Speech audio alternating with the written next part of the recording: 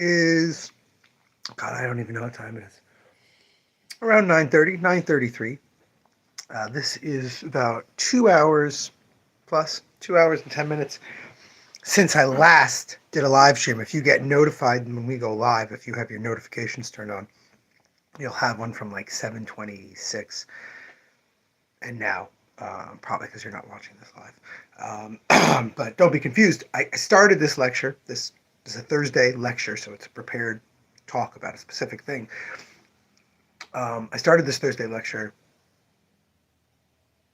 at the shop around 7:20. Um, Customers came in. Customers who want to talk about wanted to find books on. All right. I had a couple who came in then that walked around the store for the next 15 minutes and bought nothing. But I had two librarians come in who made some purchases. So I love doing the lectures and I love doing it. But you know what? To come home and I complained, and if you didn't see that live stream, you didn't see it. It's locked away now. I didn't make it public. I probably won't. But I said, I don't have all the books that I wanted to use as examples at home. And I don't, but I have a good enough example that I think will be okay. So pull yourself up a beverage. Mine happens to just be some white wine. But pull yourself up a beverage and let's discuss the young adult market. And more importantly, or not more importantly, in a very direct and easy way, celebrate the life of... Oh, yes. Yes, I see many librarians a week. I'm very lucky. We're right down the block from a library. Former student of mine is the librarian there. I get to see lots of librarians. I'm a very blessed man. And we're going to discuss why Will Eisner, whose birthday we just celebrated, I wish it's a Will Eisner week in the comic book world, would currently be making young adult or middle grade graphic novels.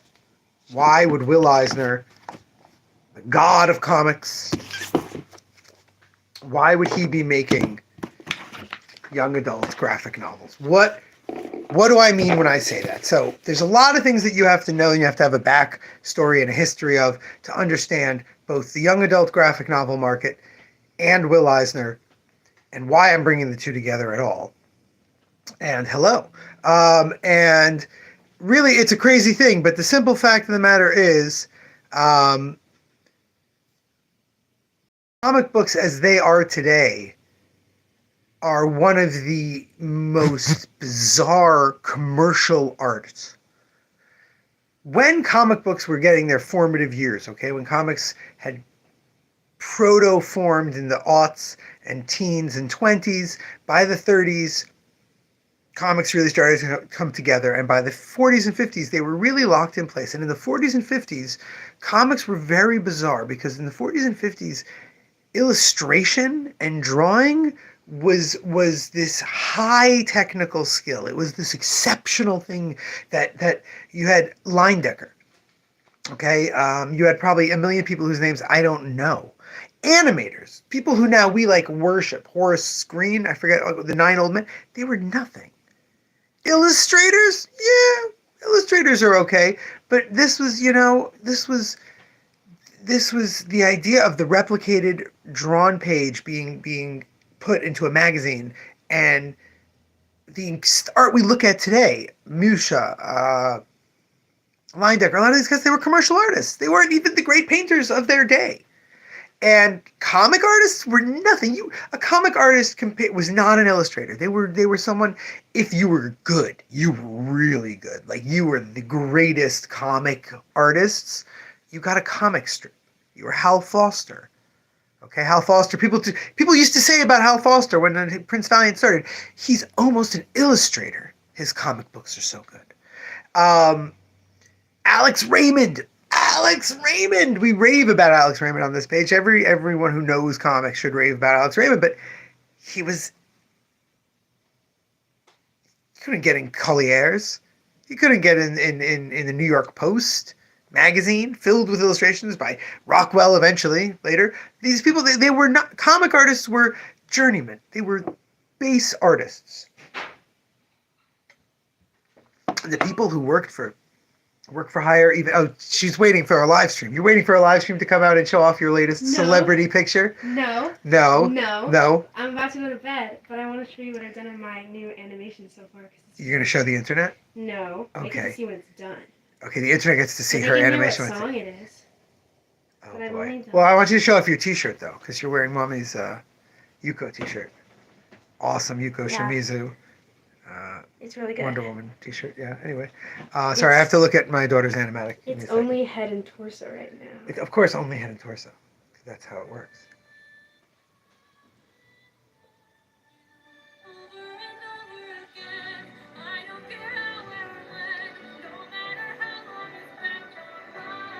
I could get kicked off of YouTube for playing songs for too long. Yeah, that's all I have. Oh boy. Oh boy. Anyone here know Epic? And we're on YouTube, right? Anyone here know Epic? The Odyssey-based musical? You're really derailing a lecture. Thursdays are lecture. I was talking about something. Continue. Thank you for showing me. Get some sleep, sweetheart. Part of what made Will Eisner, it's not just lecture, I have it ready. Part of what made Will Eisner such an exceptional comic artist, such a name, such a person that we define, is that he had a studio. Simon and Schuster had a studio, and Simon and Kirby had a studio, but Eisner Eiger Studio was a production company. It had rules. It had certain things that had to happen in a picture. It delivered product to publishers. It was not a publisher. It gave stuff to Timely. It sent stuff to National. It lent out people. It created the Spirit, which ran the greatest thing that could happen to a comic character. The Spirit ran as a national insert, 16 pages in your Sunday Funnies, made by the Eisner Eiger Studio. Because Will Eisner was a businessman. You read anything about Will Eisner, you study his life. He was a businessman. He wanted to create so much, and he believed in comics and the graphic novel so much, but he also did not want to languish in an artistic ghetto. He didn't want comics to be this unrespected, I think, but it was.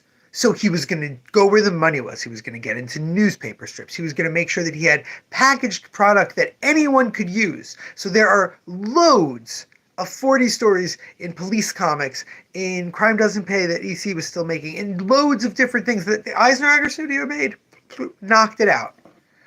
In doing so, in teaching the likes of Wally Wood and Al Williamson and all those people, and rubbing noses with the great Harvey Kurtzman and things like that, he developed a vocabulary and a language which Eisner then defined as graphic storytelling and, created everything we know from Eisner. But even while he was working on A Contract with God and other, graphic novels, he was doing, as we've mentioned before, joke book illustrations. He was doing work and making sure that he was getting paid for his art, even while he worked on creating a work of art. And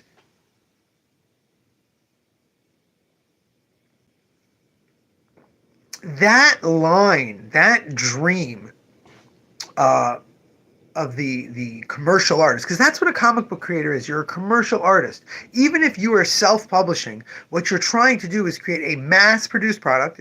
You're not one and only each comic. Again, zine makers are different, but vast majority of people making comics are making multiple copies for multiple people to read, which is called mass media. You are a commercial artist generally if you're trying to make money doing it. If you're trying to make money only doing it, you have to make certain sacrifices. You have to make certain sacrifices in your art to do it commercially, to do it on time, to do it for clients, and you have to make certain sacrifices in your story. That's just basic. Unfortunately, in the American market specifically, and it's true in many markets, but other markets haven't. If we really go long, so far we've dropped to like one person still watching this, so I don't know if we're gonna go that long. But if we end up, and that person left when I said that, perfect timing. Anyway, I'm trying to do these Thursday lectures as something shareable, something we can discuss in the future. You don't have to be watching it live, so please keep listening. If you want to be comic book artist working in the direct market world, meaning stuff that comes out in single issue, stuff that might get you published at Image Comics or Dark Horse Comics or those sorts of stories of that world. If you're working in that world, you are already like over here. If this is the dream of what Eisner did, making money professionally while still getting to make comics and perfect his art, you're over here if you're working in our current direct market world, because our current direct market world does not respect that at all. It pretends that it does. There's the huge false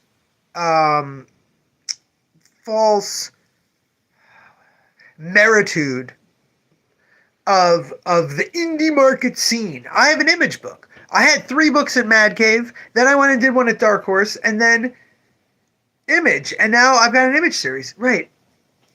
And what does that mean? That means these are the people taking your work and publishing it for you and making some kind of deal with you. In some cases, they get movie rights along with you. In some cases, they get royalties along with you in any future printings. All sorts of deals you're making to take your comic and what are you getting from it? So I happen to know that at Dark Horse, multiple people I know who have done work at Dark Horse say at Dark Horse you get very good editors who push you to be a better writer and work on stuff. But that was before Dark Horse, I believe, was sold. I think they were sold in 2017 or changed hands, whatever. I don't think that's necessarily, those editors are still there, but I don't know if that's their goal. You ain't getting no such thing at Image. Skybound is its own little thing. Skybound knows what it's trying to sell a little bit, but everyone else is just trying to make stuff. And you work at Marvel or DC, getting product out on time is much more important than any artistic growth or anything that you're going to get from them. And you know that. And it's great. And if you get good enough or big enough at that company, you can do both. See many of Jason Aaron's runs, many of Matt Fraction's runs, Ryan North's current run on Fantastic Four and Squirrel Girl, where he got to really challenge himself as a writer multiple times in the Squirrel Girl series, and a couple times in the Fantastic Four series, giving, as Matt Madden would say, giving himself constraints within to work to create art. That's happening at the highest level, but almost everyone else is not. You are just being pushed. But in the YA market, in the middle grade market, Scholastic, okay, HarperCollins, publishers for about 150 years, have a whole line just of, this comic is a series of 5 books now that have had, this is its 3rd spin-off, okay, and licensed product. All geared at the middle grade to young adult age. Because these companies have, for 50 years or more, focus tested, market researched, looked at their own data, looked at their competitors' data, looked at national sales trend, and know exactly what sells and why. So when you come to them and you go, I have a soft fantasy romance, and they go, oh, is it magic-based fantasy or just, they say, oh, we have this great editor who's actually looking for a really good project. Could you look at, and they go to an editor, and that editor helps them shape something wonderful. Often, and I've heard many authors who've worked in all sorts of markets talk about going to places like Random House Graphics or First Second, and saying that it's such a different approach to how the editor works with you, because they're working with you to craft the whole story. They're working with you if you're an artist and a writer on finding the synthesis and the blend. But more than that, they help you figure out what is your book actually about. And this happens in the direct market. But there's no one at Image watching up on you once you give them in 3 issues. If you've got a good enough book for Image and you hand them 3 issues of a 5-issue series, they're going to solicit it. They're going to start putting it out there. And, in a couple months, they'll be like, oh, hey, issue 4, is that done? Did you write copy for the solicit we asked for? No? Hello? Where are you? That's that. I'm not saying they don't have editors, and they don't, but they're not. That's not what they're there for. They're there to try and sell yours. They will talk to you about how many variant covers do you think you want for this. Oh, do you think that we could run a bunch of ads in the back? It would save you on this and this printing cost, but we won't know what ads they're going to be until they go into print. So, do you mind? Like, that's what your editor will call and ask you about if you're making a book over an image. This is getting very off topic. Sorry, I end up thinking about the nitty gritty of that stuff, and it drives me crazy. Back to Will Eisner. Will Eisner loved market research. Will Eisner loved knowing what people liked and didn't like about their stories. There was a complaint that the contract was too long, and he went after that and made a bunch of novellas and shorts. Much shorter works. He complained that some of those works were too short, so he went and made mid-length graphic novels a little bit shorter than that. He tried to give people what they would want so that they could sit down and read a comic that would actually elevate them, that would help them. But first they had to want it. It has to be something that looks appealing to them, that the target demographic will look at instantly and go, oh, that looks like that's for me. Okay? Morgan Beam is fantastic, but if Morgan Beam's career 5 years ago, 6 years ago, went into the single issue market only, Morgan Beam would not have these incredible pages. If they weren't working with Sarah Miller, who is beyond being a really decent writer, it's her first graphic novel. I don't know if you wrote anything else, but this is a pretty decent graphic novel, is a great editor. If you go and look up her name and see the things she edited some really great stuff because she understands who the audience is. She understands what they're looking for in this book, and she's giving it to them. And then the art gets to elevate it. Because that's more than anything, not that young adult has that. Plenty of genres in novels have that. But in comics, no one's doing it like the young adult in the middle grade. If you went to Will Eisner and you said, what do you want to do? He says, I want to make a graphic novel that's going to sell like 1 million copies that everyone reads. I would say, go to Scholastic. Ask them what they want from you. Ask Scholastic, what do you think I should draw? Because Scholastic, they know. Okay? There are Scholastic books that I cannot stand, that I think are just are bad, and they sell amazingly. They sell great. People love them. Because Scholastic knows. Not everyone has Scholastic's 100+ years of service. Harper Alley's only got, like 100. But they craft the story. They know what they're making so that the creators get to really think about how their art can best convey what they do. And you don't get time for that in the direct market world. In the direct market world, and we've told this story numerous times, you go to them with a graphic novel and they say, we'll sell a lot more copies if you do an 8-issue miniseries. And you'll get variant covers and you'll have some more stuff to sign at conventions. You should do it as an 8-issue miniseries. That's not there to help you as an artist. That's not a constraint to work within to find a piece of art. That's them trying to make some money in the thankless world of selling comics on the direct market. It's crazy.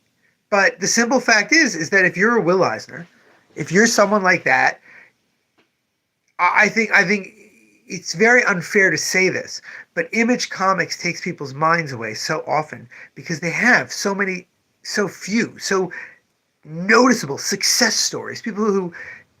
But almost all those people need to make their money elsewhere. They don't. They're very famous stuff at Image. Is not like paying all their bills. Mr. Eric Larson, who again, I understand made some very good investments earlier.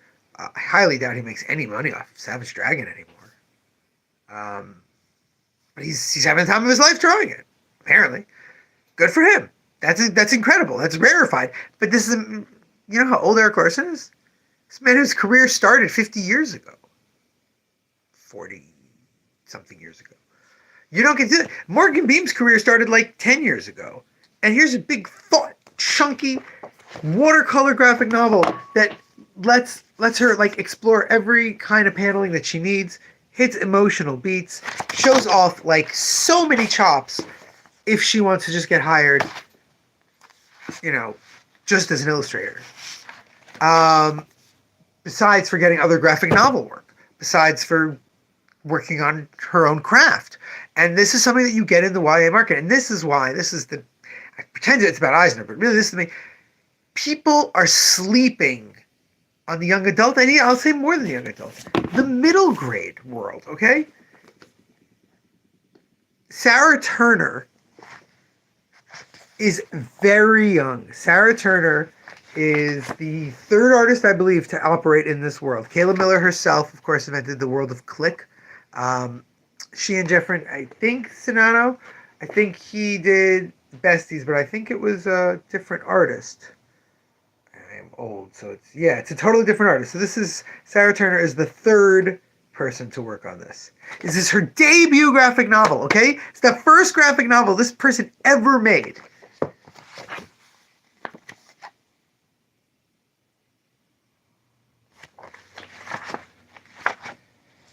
And if this would have come out from Boom 10 years ago, people would have been like, that's amazing. Because in the single issue market, you don't have this kind of consistent cartooning in your kids' stuff. And it used to not. Now, of course, the graphic novels have taken over and all these people. But my point is, this Sarah K. Turner, I'm sure Sarah K. Turner in Brisbane, Australia, has plenty of her own work and things that she wanted to work on. But she took this great paying job and she got to show off how much she can do, and probably has 2 or 3 books. The last Besties Click spinoff was 3 books that she's getting paid to make, while also learning from a New York Times best-selling cartoonist who's co-writing this with her. What an exceptional thing to get to happen to you. You don't have that. You don't get a Marvel Avengers spinoff and Mark Waid is co-writing it with you. It doesn't happen for your first book that you ever come out with. And that's what you get in the young adult market. And we get great product out of it. You get graphic novels that are just so beautiful. People are like, well, I only read manga. And I'm like, well, you should be reading YA Western stuff if you read manga. You love Steven Universe? Do you know how many books I can recommend to you? People talk about how all comics look the same and they're all so boring. It's like, right, because you're not reading young adult graphic novels.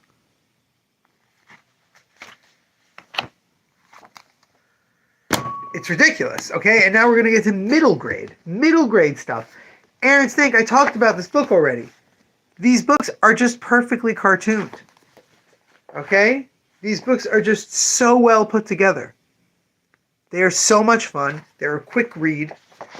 You can share them with your children and discuss it. They usually have really complicated plots and involved stories in the current middle grade stuff. Stuff that you can have real conversations about.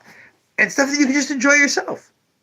You're going to rewatch an episode of The Wonder Years, you can read Speechless. Like, there's such amazing stuff in there. People are like, well, yeah, I like gritty stuff. Okay, so, this is pretty freaking dark. But there's grittier, especially for teen stuff. Again, I did want to do this at the store. But let's say you like Ghibli films and Disney movies. You can't read a young adult graphic novel.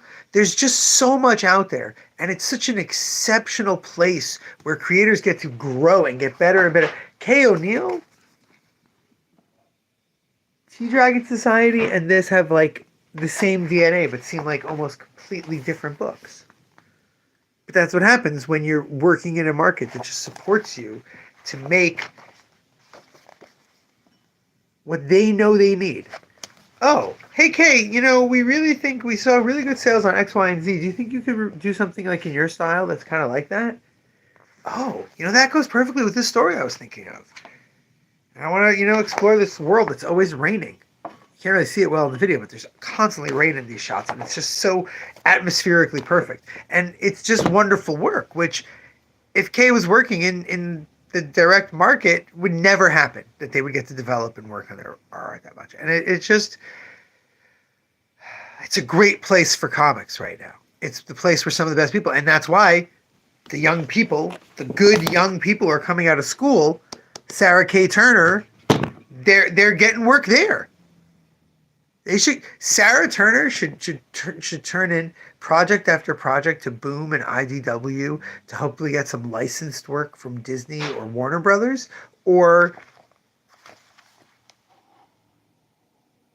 get to make this as her first graphic novel ever. In a inhabited world that has 10 novels already in it, so she doesn't have to make everything up. She has character models for everybody, and she gets to do her own style stuff. That's amazing. And you're not reading young adult graphic novels? Shame on you. That is where the people who are making the great graphic novels are. It's where the future Will Eisners are. Yeah, her name's Raina Telgemeier. Raina Telgemeier's next book is co-written by Scott McCloud. The two, they did it together. Scott McCloud is undeniably one of the most artistically meticulous artists working in comics. Nick Sosanis,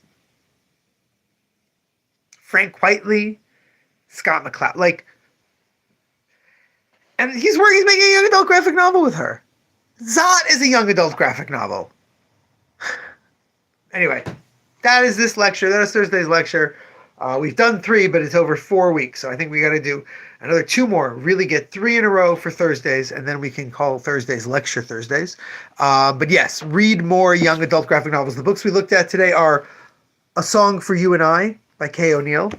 We looked at the new Legend of Korra, The Mystery of Penguin Island, which is Mako and Bolin's history, by Kiki Hughes. Great example. Kiki's got a whole bunch of books in the young adult world. And Alex Monick. Oh, and Diana Sousa. We've got Besties Prank War, and this was by Kayla Miller and Jeffrey Canino with Sarah K. Turner's debut graphic novel. We were looking at the wonderful You Belong Here by Huntington, well, not really Huntington, but Huntington Township native. No longer. She doesn't live here. Don't be creepy. Sarah Miller, and Phoebe always throws me, and the great Morgan Beam. We were looking at Strange Bedfellows by Ariel Slamet Reyes. Speechless by Aaron L. Stank, and brief little moment I showed Arlie Nopra's The Babysitter's Club, Volume 17, which also very new, very young creator getting into that world and getting edited by the same people who edited Raina Telgemeier a few years ago. Helping craft and make great stories, wonderful stories with great artists. And that's the young adult market, and it should not be ignored. All right, tons of stuff I left out, but that's what always happens. Until tomorrow or Sunday, remember, damn it, babies, you gotta be kind.